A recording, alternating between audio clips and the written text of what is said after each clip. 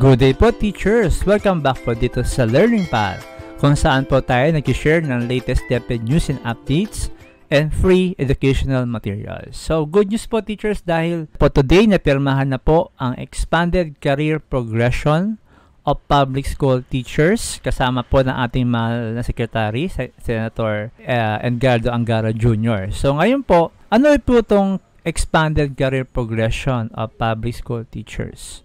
So ito po ay para po sa ating profession, dahil marami po sa ating mga teachers na natili po as Teacher 1, Teacher 2, and Teacher 3. So kulang po yung opportunities para po mag-progress or ma-promote to higher positions.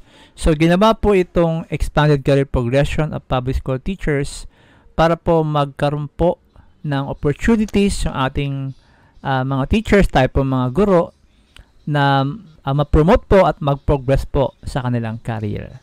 So ito po yung nababalitaan po natin na matagal na po na magkakaroon po ng positions from Teacher 1 to Teacher 7.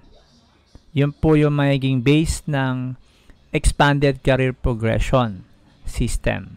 And then after po nun, pag na-reach na po yung Teacher 7, meron na po tayong choice ng kung tayo po ay magpapatuloy sa classroom teaching career as Master Teacher 1 to Master Teacher 5, or School Administration career from School Principal 1 to School Principal 4.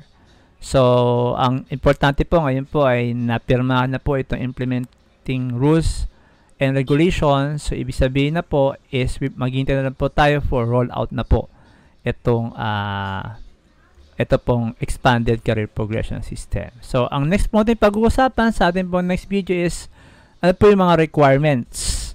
Ayan po, aabangan na po natin yan. Ano po yung mga requirements para po ma-promote to higher positions, and ano po yung mga salary grade ng mga different positions. So, ano po tayo, subscribe po tayo dito po sa ating YouTube channel and hit that notification bell para updated po tayo sa mga bagong latest videos.